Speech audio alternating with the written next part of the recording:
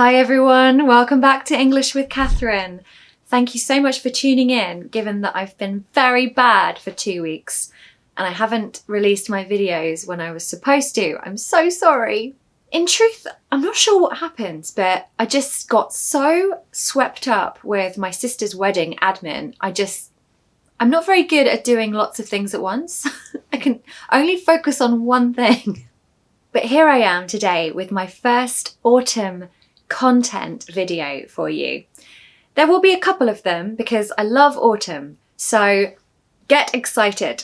So we are now in autumn. The season of autumn in the UK goes from the 1st of September to the 30th of November, so it's nice and long. And it's my favourite season. It's so romantic. It's the season for introverts, of people who just want an excuse to stay indoors and read a book and not feel guilty about that. Now, I studied English literature and linguistics at university, and I remember we studied poetry, and autumn was always referenced as a season of harvest, abundance, and ripening. Also a symbol of decline, decay, and age. So there's this mysterious mix of life and death in the season. Of course, we've got Halloween, which perfectly plays into that. Halloween is not as big a deal as it is in America, but it certainly has taken off here in the UK. The days are getting shorter, the temperature is getting cooler, and the leaves are changing colour. I love it because of the stillness, the calmness. After the madness of summer, it's nice just to breathe and be calm. And it's quite simple really. In autumn, I just turn into a bookworm and play the piano. And that's me for a couple of months. So in this video, I'm going to show you and tell you what I say on a typical autumn's day. So the video will feature some autumn vocabulary, which is important, mixed in with everyday English. So as usual with my videos, there's a mix of culture and language, which is the best way to learn English. So come on everyone, let's get started. The morning. Now I'm going to teach you the word autumnal. Autumnal. Here we have an adjective that describes autumn. So an autumnal day, an autumnal forest. In America, they say fall. So not autumn, they say fall, which I love because it's about the leaves falling from the trees. Now don't forget, autumn has a silent N, okay? So don't try saying autumn. It's just not going to be good. Just forget the N. Autumn. Oh, it's such a crisp morning. So something you should know about me. I often just look out the window and say things. Usually lamenting on how much I love nature, or I've just seen a bird, so I tell Tom about that. Like if I've seen a robin or a cute pigeon or something, I'm usually going to comment on that. Now, the word crisp is very used in autumn and winter, and it's about the way it feels outside. I'm going to talk about this later, but with autumn vocabulary, there are a lot of words that are related to texture, because when things start to die, the texture changes. So the leaves become crispy and crunchy. So the word crisp relates to the cold air. So the breeze is a bit more crisp. This has nothing to do with potato crisps, obviously. It's just singular. So what a crisp day or a crisp morning. Oh, it's a bit chilly. I'm going to put a jumper on. So here we have the word chilly, which you will hear a lot. Again, this is about the way it feels outside, the temperature.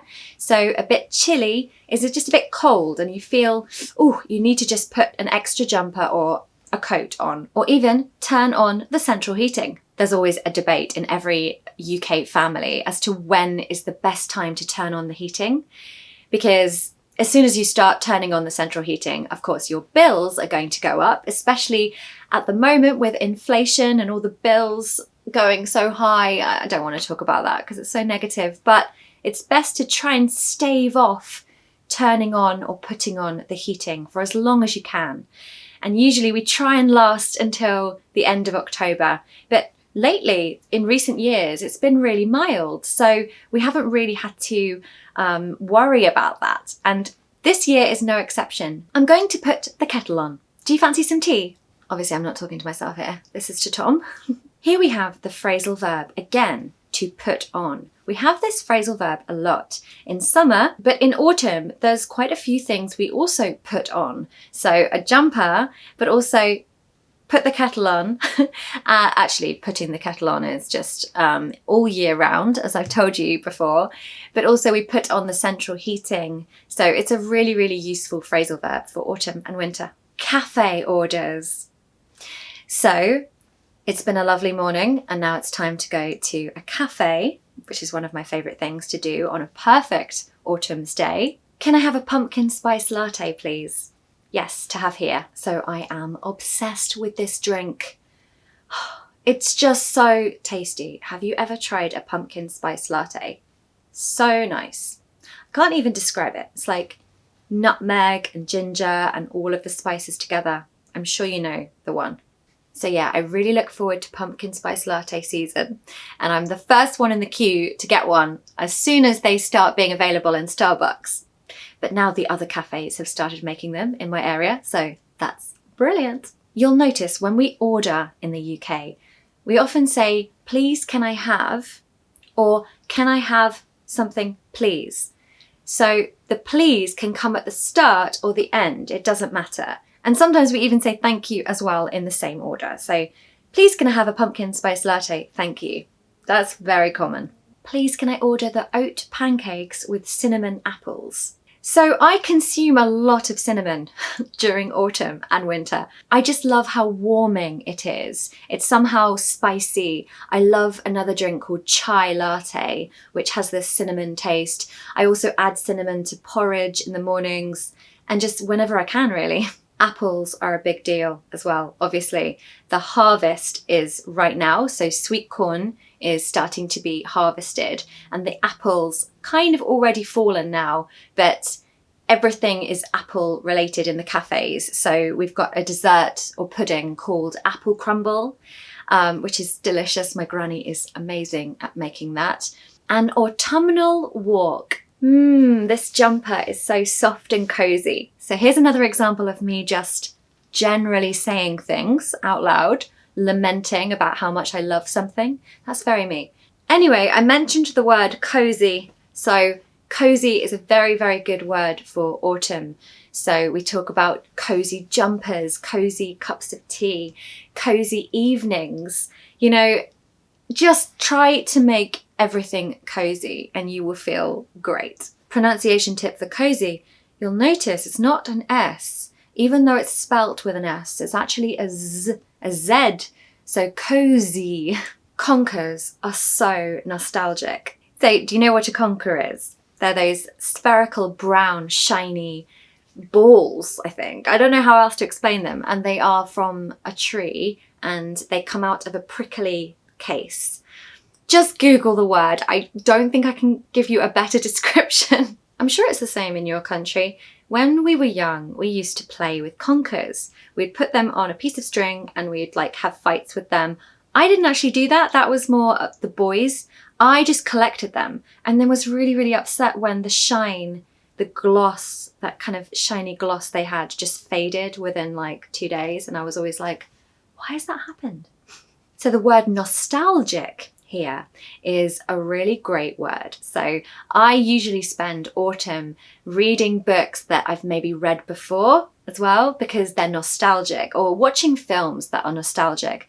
And nostalgia is really just the feeling of the past. So it reminds you of your childhood or your youth, or, you know, a happy time when you were a student or something, basically when you were young.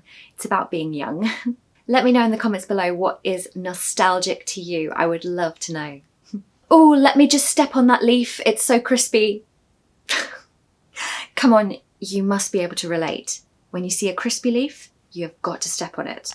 The feeling is very satisfying. You hear the crunch and it's like, yes. Okay, sorry, I probably do need to get a life, but come on, it's great. So here we have another crispy. So we had crisp earlier. We've now got crispy. And like I said, we've got a lot of texture words. So the texture of the leaf is crispy, it's dry. So when you step on it, it gives a really nice sound. Let's go further into the woods. We often use let's when we're suggesting doing something. So let's do this or let's go there. Usually it's when you're actually in the place where you've decided to meet someone and then you're making, further plans while you're there. So let's go over there, or let's try that shop, or let's go to the pub, it's just over there. How is it possible for trees to be this beautiful? So if you're like me and you just love saying that you love things, or you just love being in awe of nature and just thinking, how is the world this beautiful? We often use this construction. How is it possible? How? Because you're so confused in that moment that it's almost too beautiful to be real. So we could say, how is it possible that the sea is that blue? How is it possible that the moon is so perfect? So if you're like me, this is the kind of language you should be using. I'm really drawn to acorns, and I don't know why. This is typical me again. So I'm drawn to certain things in nature. Butterflies, for example. I'm just really drawn to them. And this means you are attracted to them. Not in any kind of weird way. You're just interested, fascinated. It gets your attention, okay? So I'm really drawn to acorns. I love the shape of them. I think they're so cute. I kind of just want to have lots of acorn themed things around my house when I have a house. And my parents have these really cute acorn lights outside in the garden. So I just think they're a symbol of new life, because when you plant an acorn, you can plant a tree, and I just love them. Oh, the leaves are just starting to turn. So we can say starting to turn, just starting to turn, or to be on the turn. And that's when the leaves are just starting to change colour. They haven't completely finished changing colour, but they're just starting to turn from green to all of the beautiful shades like crimson and gold. That's another thing about autumn. You have to learn the different shades of colours. It's not just about red. No, that's not enough. It's not just about yellow or orange. No. You need to learn words like amber, gold, crimson, ruby red. And we often say, oh, just look at those colours. Look at those colours. We often say that when we want everyone to look at something, or just to kind of acknowledge how lovely something is. Oh, look at that view. Oh, look at that tree. Isn't that lovely? An autumnal evening. I'm going to make some butternut squash soup to warm us up. So here we have a reference to butternut squash, which, as you know, is in season. All of the squashes and root vegetables usually are in season in the UK. Basically, the little guys that live under the ground, they don't need the sun, not important. So something I love to eat is butternut squash soup. This is not particularly British. It's just something very good to make using the local produce. And it's so cozy and warming, as shown with the phrasal verb warm up. So having some really nice soup on an autumn's evening really warms you up and makes you feel cozy. Ooh, shall we hunker down this evening? So here I'm suggesting to Tom that we should relax and be calm and cozy in the evening. To hunker down is just to get cozy, put on your favourite cozy jumper, put a blanket on, make some hot chocolate or whatever you're drinking, or some hot cider or something, and watch a really great film. While watching You've Got Mail, which is one of my favourite films to watch during autumn. Oh, I wish this was a true story. Now, I've mentioned this before. We like to use wish a lot in UK English. So we like to lament on how we wish things were true. We wish things were different. And these are often very impossible things. So that's just part of our culture. We're kind of romantic people. So there's me watching the film. Oh, I wish this was a true story. Why can't it be real? It's fiction, and that's so sad. I wish this actually happened in real life. Be careful of the construction with wish. We have to use the past tense afterwards, okay? So I wish it was. I wish this film was a true story, telling Tom about my book. Oh, I'm just totally immersed in this book at the moment. I can't put it down. So here we have the word immersed, which means you're completely absorbed by the book. You're reading it and you can't even look up to do something because it's so gripping. And we have the phrasal verb put down. If you really, really love a book, we often say, I can't put it down. And that just means you love it so much, you can't put it down. Well, that's all I've got for you today, guys. Thank you so much for watching to the end if you did. As usual, thank you for being here. Click subscribe if you haven't already, because you just get a notification when my videos come out, which is great. Thank you again for your patience on the missed videos, and there'll be plenty more autumnal content coming right at you. I just have to plan them, but I've got a lot of ideas. Have a lovely autumnal weekend. Tell me in the comments below what you are doing, if you have any exciting, cozy plans, and I'll see you next Friday for another video. Bye.